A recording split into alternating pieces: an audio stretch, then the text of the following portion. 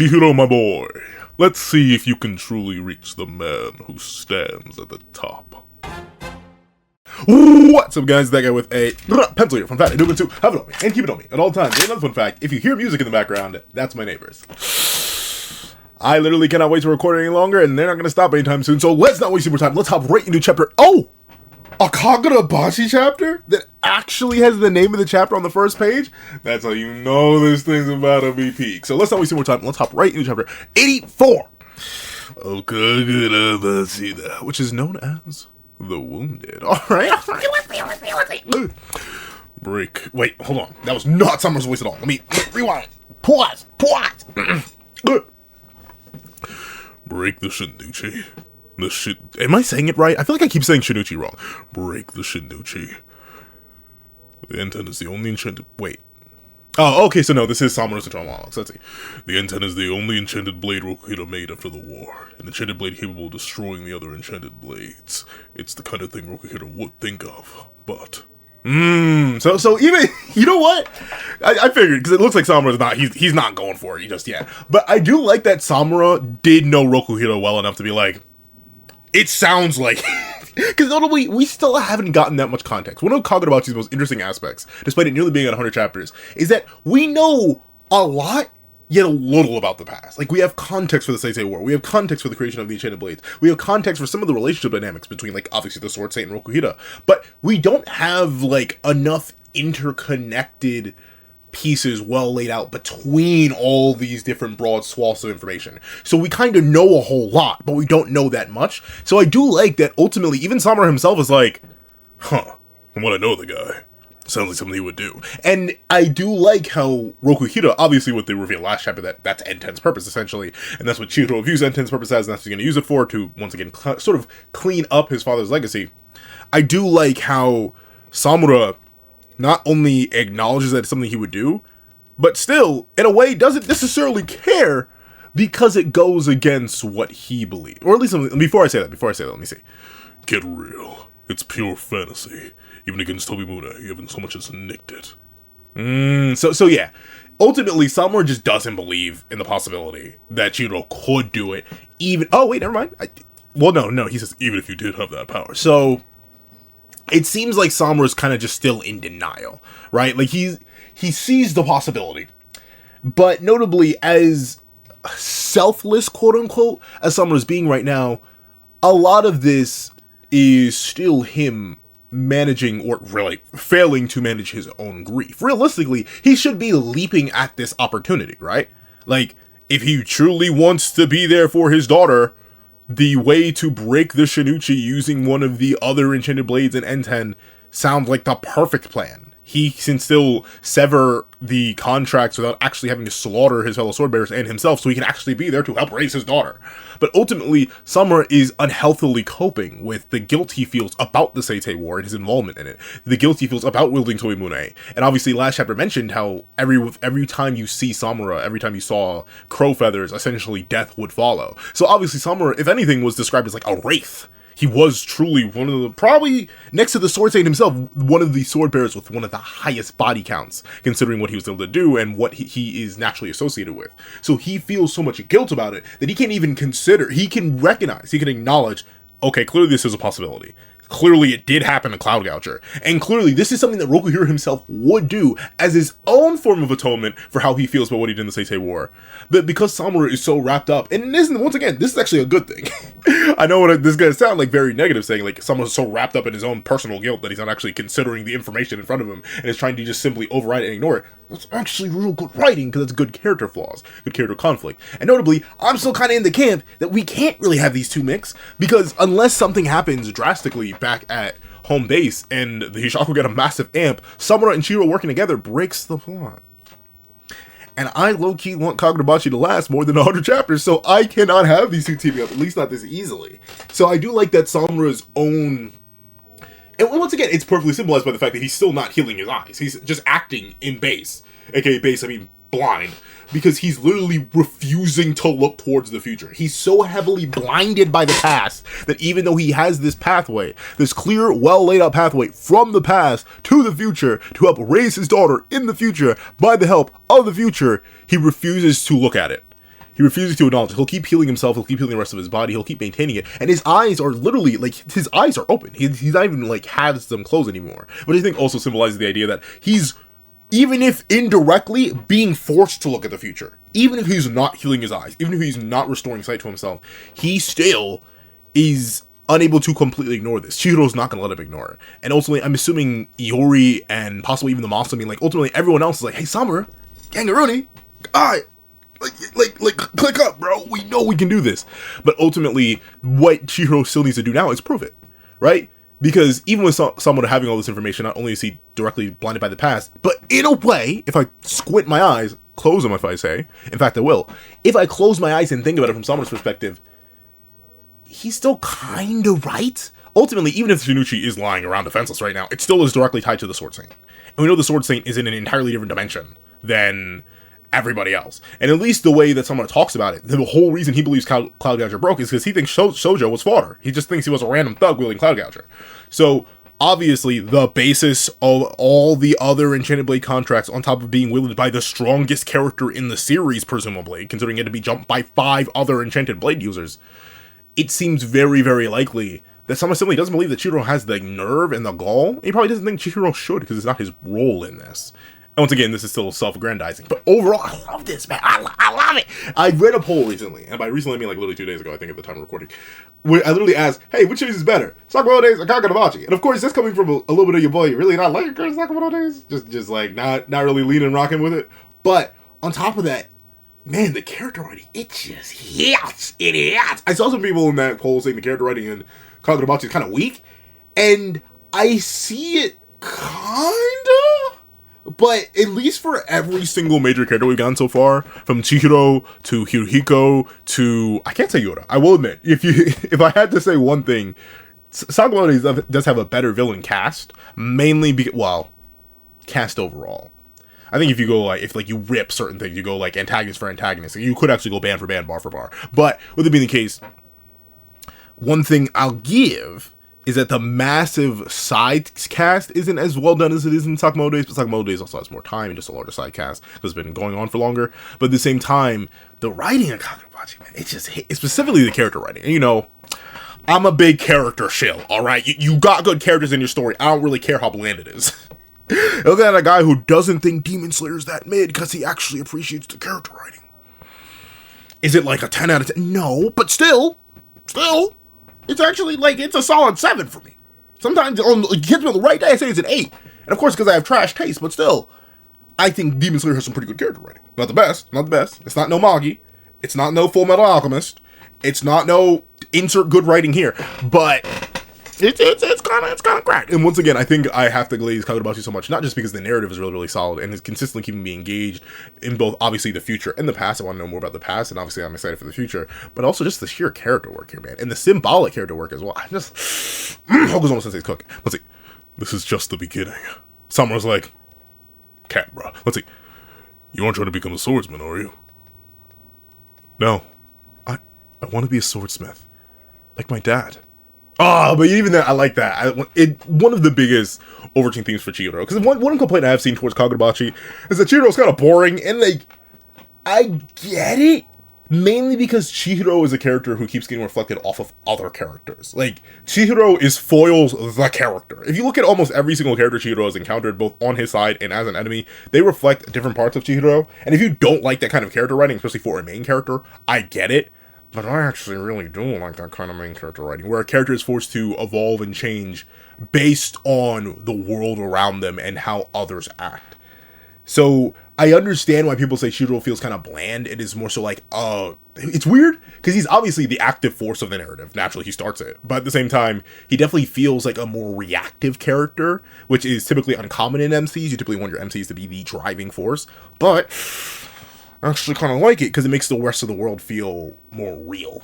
Obviously, in the case of real life, there are definitely big major actors who have massively more influence than other people, but at least in a narrative, I like when it feels more balanced, and Chihiro is a very balanced main character. He reminds me of like a stronger Itadori. It's like if you took EOS Itadori and smacked him in the early series, you basically have Chihiro narratively. And I really like Itadori, so I really like Chihiro. Let's see. Even if you did have that power, This burden is from the past. It's not yours to shoulder. See, that's the thing, right? He's still so focused on the idea that, no, kid, this isn't your fault. I need to do this because I was in the past. I did it. I need it. And I'm not even, like, as much as I disagree with Samura, right? And I'm definitely like, dude, raise your daughter. You have a path to raise your daughter. Go raise your kid. I get why. Even if I don't have full context, it is just clear by how Samura feels. Ultimately, he must have done some horrific, like, beyond the mass slaughter stuff, beyond the aiding and abetting in mass slaughter. Like, there must be some real deep stuff that this man is traumatized about. Sure, did he lay pipe post-war in Mikiori? Absolutely. But, you know, I've seen sad people lay pipe before. I've seen sad people get pipe before. It's not that hard. So, but maybe Samura what? But ultimately, in that case, I do like the idea that Samura truly is just so locked in this idea. And Chihiro essentially has to force him to open his eyes. Force him to see it. Even if it possibly means, considering we saw last chapter, someone pointed out, because it was a little bit eepy reading last chapter, so it didn't even click with me. Samura felt it. Even, he mentions that, yeah, you didn't even nick Tobimune. He still felt it. Enten did, like, resonate with Tobimune in a weird way that he felt it and even shook a little bit. Like, his hand started to shake. Because we know the enchanted blades are directly tied into their wielders. So, clearly, he knows it's possible, even for someone on the level of Samura, who's clearly, in my opinion, levels upon levels above Chihiro. Like, he's at least still 2 tiers above Chihiro. As much as I love Chihiro, he's not on the level of Samura just yet. But, with it being the case, Samura is already reachable. Chihiro tapped his shoulder, so we know that he is touchable. Gosh darn it. So, I don't know, Samura. Let's see if Chihiro can open the eyes up for you, my boy. I'm Akune Shigerokuhira's son.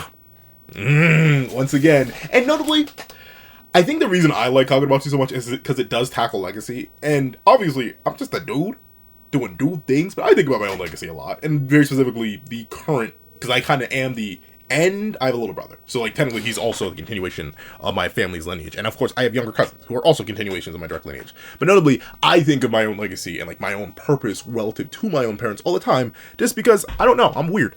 And I understand those ideas where, like, yeah, it's the past. Yeah, it didn't happen to you. Yeah, it's not really your responsibility. But at the same time, the past defines the present, which will dictate the future. So ultimately, even if I'm a being from the present who never had to experience the past, I am affected by the circumstances that without the past, I would not be. And obviously, I respect and even empathize with the idea of Chihiro deciding, I don't care if it's in the past. I am his son. I am the continuation of his legacy. I will define it. I will end up adding my own, essentially adding his own story to the pages of the Rokuhira bloodline. And he's determined to do that, no matter what. No matter how many different people stand in his way, no matter how different people try to fight him, no matter if it's even the heroes he once revered that he now understands are not heroes in the same sense he once thought they were, he is here to throw hands with them if it means bringing them to the better side. Let's see. I see. You know you don't. You haven't opened your eyes yet, Buckaroo. Let's see. Squeeze. Okay, this looks like both of them are clashing again. I see the feathers of Tomibune and the flow of Enten. Let's see.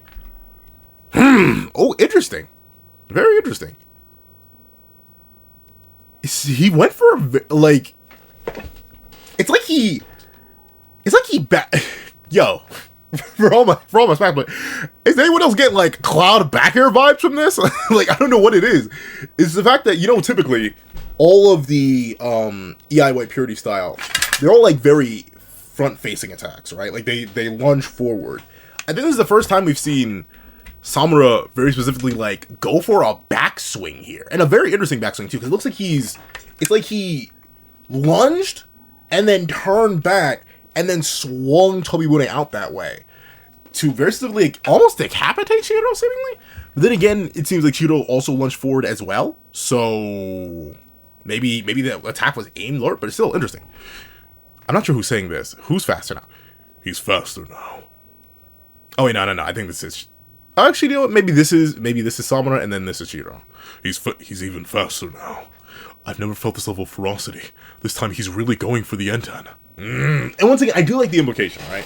Notably, you would hear me in other series being like, hey, it's kind of buku bonkers that the main character who was pretty much booty meat is suddenly keeping up with currently the strongest character in the verse. But I haven't mentioned it, but I think it's pretty obvious that Samura's holding back, right? He's only attempting to use as much force as necessary to incapacitate Chihiro. Once again, because of his own guilt and how he feels about doing stuff like that. Also, he views Chihiro as part of the future, so he actually want to damage him too much. And 3, it's his own internal conflict also holding him back. So this does make sense. Notably, in other series, without as much context as we have for Samura versus Chihiro here, I'd be like, this is nonsense. Why is Big Bad Man suddenly not absolutely viciously, violently washing our main character when he should be? But this, it clicks. It makes sense. Let's see. He's really going for the N10. It looks like Samura is picking up the speed. Well, I guess this was about Chihiro. He's faster now. I never felt this level of ferocity. This time he's really going for the N10. Wait, what? Is this the same drawing? No, it isn't. It's slightly different. Or actually, it may be the same drawing on a different angle. I'm trying to judge it by the hair and I think it's just like a smart reuse work. And this kind of confirms for me that they use at least similar digital art software that I do. If you'll look, actually no, maybe not. Maybe, at least the legs are a different drawing. Maybe this is just really, really similar. But like this, the head, this particular strand of hair to here, it looks like, if I had to hazard a guess, if I'm once again reaching into my own little artistic bag, what likely happened here is that Hokuzono Sensei cropped this image and then drew the legs in after the fact, or drew this whole image, cropped this out, copied it, pasted it into here for this angle, twisted it slightly to imply more motion, that Samura did move, and then it's Chihiro teleport behind him.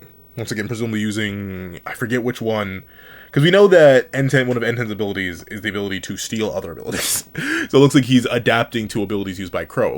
We actually kind of saw it when he summoned N10 back to him this chapter by transforming the fish into N10. And as we've seen, Samura himself was able to take Tobimune and swap it with one of his feathers and vice versa. So it's like, huh? But once again, you can clearly tell, despite how much Chihiro is like evolving and growing on the spot, Samura just is levels above him. He doesn't even look like he lands before he instantly blocks with Tobimune. Let's see. That's not speed alone. What he just did. Don't tell me. Yep, so yeah, this is meant to be the reveal that Chihiro is stealing Tobimune's abilities as well. Which I do like. Once again, N10 being like a hodgepodge of all the Enchanted Blades is going to be interesting, and it does really, really set up for the idea that Chihiro versus the Sword Saint is going to happen, and it's very specifically going to be Chihiro versus the Sword Saint. Well, actually, no, the only issue is we just don't know enough about the other Enchanted Blades, and I'd be hard-pressed to believe we're going to see them all in action, or Chihiro's going to see them all in action, before he actually has to fight the Sword Saint, considering what's going on right now. But I could see N10 consuming all the abilities of the Enchanted Blade, like it's consumed all of Cloud Gouger, and now it's consuming Tobimune. Very specifically, so when Chihiro has to fight the Sword Saint, essentially the ultimate embodiment, right? Like if I'm looking at the Sword Saint from a meta-narrative level, what is the Sword Saint meant to be? The Sword Saint is meant to be like the embodiment of all the darkness of the past.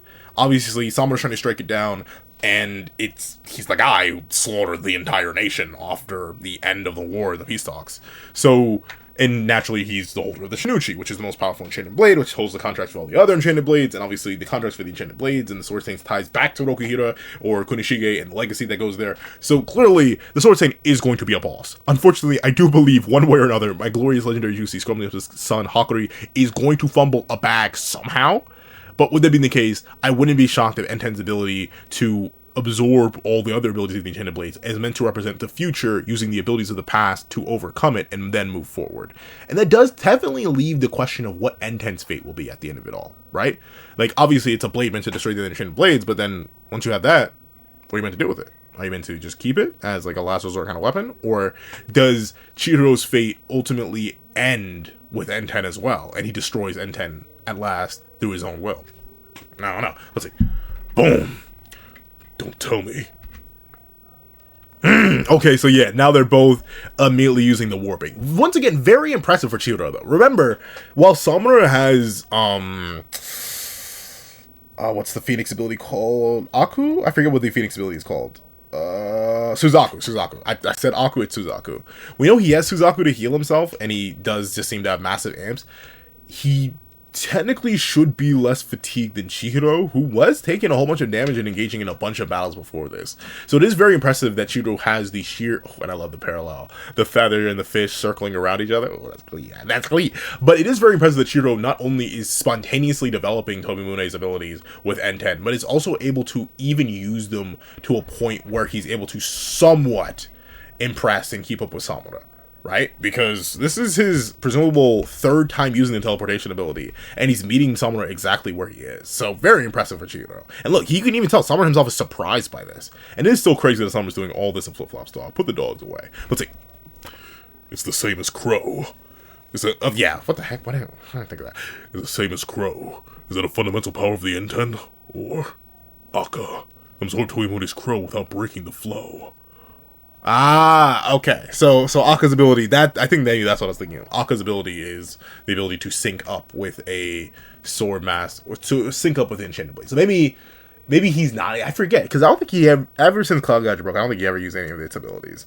So maybe N10 is truly just an envoy of the future and will not consume the past eternally. Who knows? Once again, I feel like we still don't understand that much about N10, or many of the Enchanted Blades being completely for real. Let's see.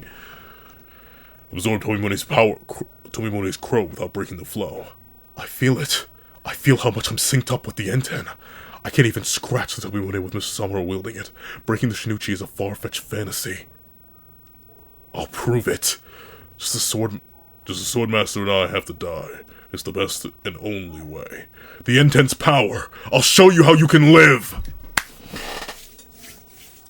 Boy, that's my boy. Yeah, right, boy. I love it. And the reason I like this in particular is that this is Chihiro understanding kind of what he was. I mean, admittedly, I feel like it wasn't that long that he went without N10, but notably, the big point of this little arc before we ended up getting to the insanity that currently is Samura vs. Chihiro was Chihiro essentially trying to get a better understanding of swordsmanship as a whole, right? Where Hirohiko was unable to respect the legacy at all. I was like, yeah, I don't really care. I'll be balling. And he just did really start balling all over the place.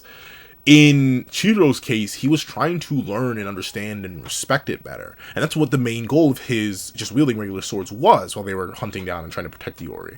Trying to get a proper feel for what it means to be a swordsman and how to properly wield a blade and to essentially sync up with it. And obviously now that he has N10 back in his hands, he's re-merged with it and he's now in an intense battle. All that time, or not too much time, but that time with the regular sword has now allowed him to appreciate N10 more, essentially wield it as an extensive piece of himself. And that's why he feels that even though it's a far-fetched fantasy, even though that these things are impossible, now that he's feeling the sync, now that he's feeling interlinked with his blade, he understands it now. Enough time has passed, if you will. And now he's ready to engage with Samura on even grounds. Or maybe not even grounds, but at least engage at all, which before he probably would never been able to do. Let's see. Okay. Zing, is he feeling the vibrations again? It's hard to tell. Let's see. I can do this. Oh, but once again, you can see. Even some, like, and I do like that. I keep saying I like it. I'm sorry. I don't know. I've been preparing like a little glazed Kagurabachi video in the background for a while now, and this is really cooking it up for me. But even Samura himself wants to see the future, right? Samura himself, he wants to be there for Yori. He wants to be a father. He wants to be better. But just as in the past, where he didn't think he could be a part of her life until her mother literally was like, hey, I'm about to die. Please raise your daughter. It's one of these cases again where that guilt is holding him back. That guilt is preventing him from bothering to see the future. He's refusing to unblind himself, even though he has the capacity to. And Chihiro's job right now is to open his eyes, take him to the future. Define legacy is not something to bear you down, but it's something to push you forward. Let's see. This is a joke. Okay. And they're rushing like crazy. Once again, though, Samura, man, you better step up your game, dog. You really think this is a joke? Oh, okay. Point blank, yeah, like Purity style. That's gonna be. Oh, Chihiro, you may be cut. Let's see. Are you going to teleport again? Enough. Time for you to submit. And once again, look at the differences. Chihiro, heavily sweating, huffing and puffing. Samura, relatively fine still. Like, notably, things are crickling and cracking around him, but he's still fine. Once again, showing the clear difference between these two. And also, kind of like this image right here feeds the idea that Samura wants to see the future.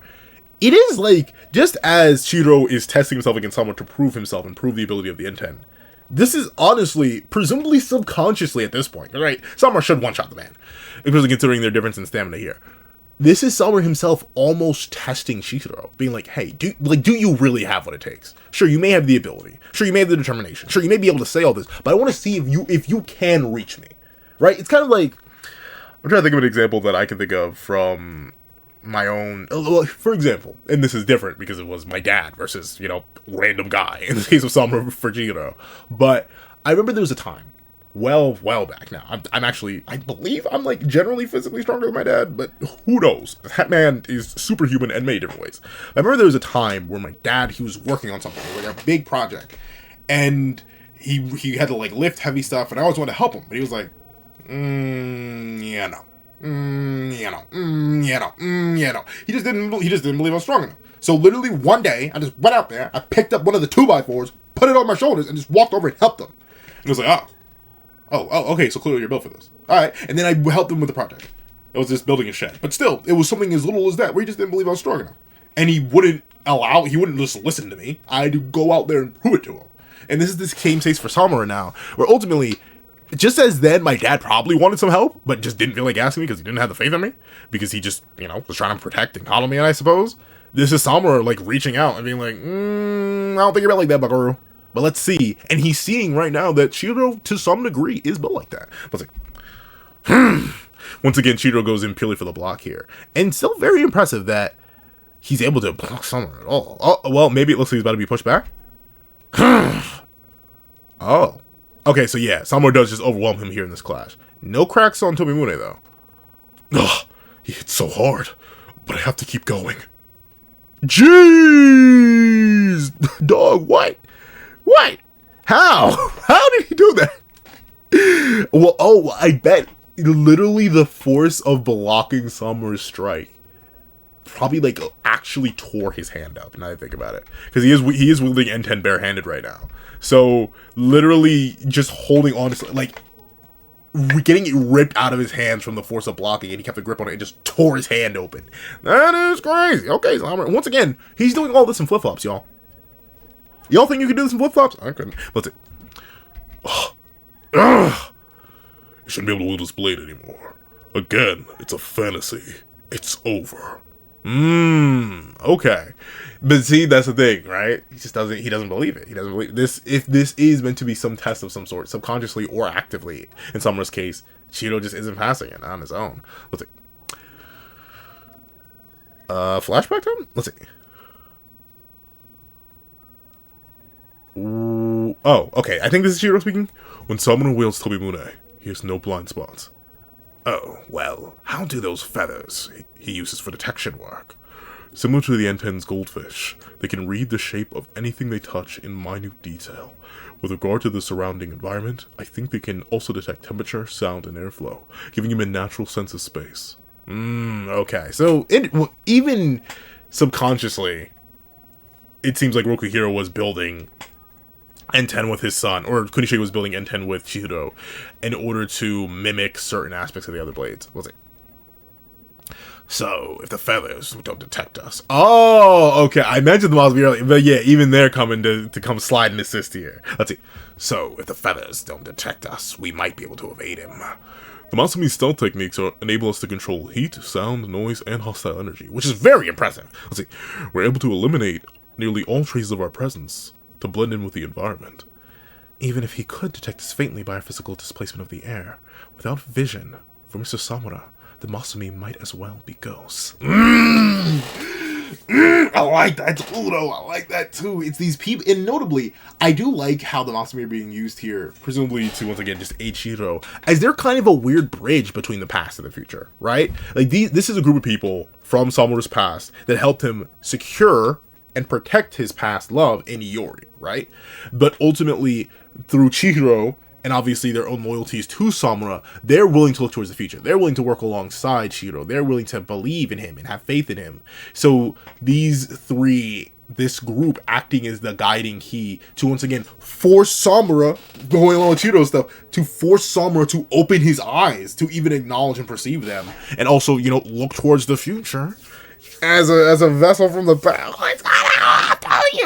I'll tell you, Hokuzono Sensei, the wrist. Ah, it's a weapon. It's whipping so much it's hurting my wrist. Well, let's see. Unless he focuses on us intensely, we can vanish. We use it to strike and disappear. In this battle of enchanted blades, we alone have the power to intercede. I mean, don't get too close now. Once again, as you said yourself, he can sense the displacement in the air, so you may not want to intervene too heavy. Let's see. Oh, Iori. I keep talking about you, but it's kind of been a minute since you popped up. And guy who's there, forget. Let's see. Ah, okay. So he's using Akka to mimic Suzaku in order to heal. Okay. And interesting that they're here. Once again, Samura's future, and ironically enough, Samura's future and his past in a sense. The past, his love and connection to Iori and her mother, but also the future of Samura, as in, like, literally his legacy in Iori. I don't know why I'm bringing blank. Let's see. Akka, Suzaku. Immediately Samura's like, wait, what? Hold on a second. I knew it. He's literally stealing my tag. Let's see. Suzaku, I knew it. Just kidding. Okay. Suzaku, I knew it. He's replicating my powers. He's trying to heal his hand. Okay, let's see how you stop it, though. Suzaku is brand new to him. He can't master the skill instantly. I don't know, man. I don't know. He kind of picked up Crow pretty darn quickly, man. Like he was teleporting really well. Like, really, what? He's used it 3 times against you already? Let's see. That wound took out bone. Not just a... What? It did? How? Maybe I just can't tell. That looks like a very intense flesh wound, mind you. But darn, maybe it cracked bone, I'm guessing? That wound took out the bone. Took out bone, not just flesh. It'll take 10 to 20 seconds at the very least. The Masumi are trying to buy him time. Why so anxious? Suzaku could heal your eyes. With sight, the Masumi will be powerless against you. Nonetheless, your friend. Yeah, okay, so once again, Hokuzono Sensei kind of low-key pulling a Toby Fox, saying, if you didn't get the narrative thematic writing behind this fight, boom, smacking around the table. You're afraid to open your eyes to a future in which you go on living. That is just fact. It's fact. He's refusing to heal his physical eyes because he's scared to look at the metaphorical future. I don't care if it's heavily stated. It's... Let's see. Silence. Yo, Samura, who do you think you are? Strongest in the verse right now? You are. But let's see. I've already seen. I know what that future looks like. But you don't, man. Like, and like, that is the blessing and the curse of the future, right? Like, you can plan as much as you want. You can work around it the best you can. You can figure out everything you can figure out to certain degrees and ways and forms. But, like, the future is the future. You don't know what happens. Like, once again, I always think about, like, my own life and the amount of times I've had, like, plans or ideas or thoughts of what's going to happen in the future. And I've been right, like, maybe 1 out of 10 times. Like, I'm right on basic stuff. Like, I know, or even then, it's a 50-50 on whether or not I'll wake up. But I know, okay, I wake up, I go to the gym, I do this, I do that. Like, there's some things I generally plan. But in the macro sense, man, there are things about the future I just never predicted that did end up coming to pass. So... Samura, man, I get why you're scared of it, bro. But you gotta believe. Believe in the future. Not just, obviously, the literal future, but believe in the future generation. Let's see. I know what that future looks like. What the heck? What did he do? What did he do here? What is that ability? Did he just ore form on them? Why did they all push back? Let's see. The Masumi are Samura's strongest possible adversaries, but even so, they only managed to hold him for under 3 seconds. 3! Let's see. A mere moment. Sorry. No time to heal. No. You're failing to see something important. What would that be? What would that be, huh? Ah, okay. Once again, showing his determination. He doesn't even bother to heal the hand. That's like... I like that. I like that fat brain play there. He didn't even... So he faked Samura out. He called out the ability. Obviously knew it was Suzaku. To get someone to believe he was going for one thing when realistically he was going for another. I still don't know. Maybe this is an application of Suzaku. Maybe he's flame. I still don't know what he did here to like release this energy to push them all back. Oh no, yeah, this is Suzaku. As you can tell by the flames here that this is the Phoenix. But Chihiro baited him into thinking that that's what he was going for healing, when realistically he was ready to rip the blade anyway. Even with a broken hand, even with broken bone, he's that determined to reach somewhere. The future is that determined to break through to the past. Oh, I love it. Let's see. A mere moment, enough to re-grip the sword. He didn't heal? He's just trying to recover. He's pouring it all into an attack. Once again, this is, like, as hyped and as excited as I am for this fight, and I do love it, I'm still very worried for Hakuri. And, like, back at base, back at the HQ. Considering how chaotic things were there, I'm worried that, well, even if they do get someone on their side, especially if, that's the big thing, right? If Chihiro does manage to break Tobimune, that's a massive nerf to SAMURA. So, like, I hope he does it. Like, that's the thing. It really, maybe this is gonna actually lead to, like, a bad thing. Ironically. It may save SAMURA's life, but it may actually end up dooming them, considering they're gonna massively nerf SAMURA if they break Tobimune. Let's see. We don't care how slashed up we get. That was not Chihiro's voice. Well, okay, let's see. Would you look at that? Okay. So he did actually manage to chip Tobimune there. And a pretty deep chip, too. Unless this is meant to be just, like, impact sparks. It's a pretty deep chip. And that's the end of the chapter. Okay. I don't know, Chihiro. Be careful, dog. You don't want to massively nerf one of your best allies. But at the same time, in order for the narrative to go on, SAMURA does need a massive nerf. So maybe breaking Tobimune may be it. Having him, like, that, actually, that would be a pretty good way to nerf him, by having him be forced to wield, like, a fractured version of the blade, and, like, Chihiro, it has limited uses after it's fractured. So, like, SAMURA would have to wield a regular blade most of the time, and only against, like, actual high-tier or top-tier threats, he would have to, like, go and use the remains of Tobimune. Could be interesting, but overall, a W chapter. Once again, I love it. I love the character, thematic, and story writing themes of Kagurabachi. And I do love SAMURA. He's my favorite character. I think, like, ultimately, as much as I go to his case, I'm like, dude, raise your kid. He's my favorite character for the character conflict, for how much he represents the past and the future. And ultimately, in a funny and roundabout way, he kind of feels like every single antagonist we've had so far merged together in some sense. Like, he has the whole idea of legacy and the definition of legacy from Sojo. He has the whole idea of, like, fatherly guilt and, like, the burdens and blessings of family that Kiora had. And he even has, like, that, he's the Enchanted Blade rival, but obviously, you know, master in this case, that Hirohiko once had. Or, and I say once had, I mean, maybe he'll get Yuri back, but, like, that's the thing. All the major antagonists kind of feel, like, perfectly wrapped up into SAMURA, and he builds so well on top of them, and he does such a fantastic job evolving Shihiro's character. Like, he's kind of just goated. So if you've been always seeing this video, let me hit it for the 2 times. Thank you so much for watching. If you've been always seeing this video, please leave Chippendale.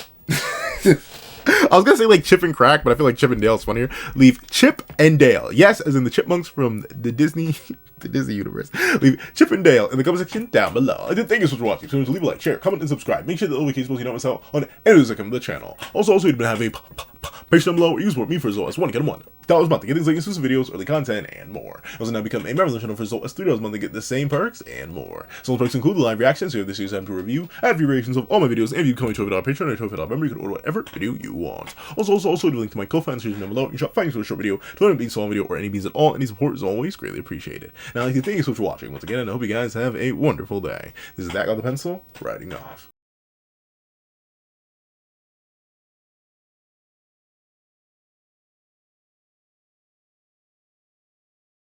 I would like to give a thank you to our sketch tier members: Eternal Flame, Redwolf 4765, Astro, Super Flame Zero, Glacier, XZ, Zera, Brendan Payne, J2MA, Guillaume, Buddha Uda, Alex Kenny, Yuki Ally, Enzo, Nevis 97, Zachary Wilson, Azo 2404, Planet Crone, Rye Rich, G Prosper, Swift Strike, Alexicon, Striker Man, and Autumn Mornings Lazo. Then, I'd like to give a thank you to our line art patrons: Sean, Midnight Lord 21, Kevin, Encarnacion, Dread Zoan, and A+A. Then, I'd like to give a thank you to our Ink tier members: Austin Wimberly, Euchia, and Shrimpo the Shrimp. Then, I'd like to give a thank you to our digital art tier members: J Warrior and AZ Void. And I'd like to give a thank you to our colored art tier patrons: Waki Munoz and Waki Munoz. And a final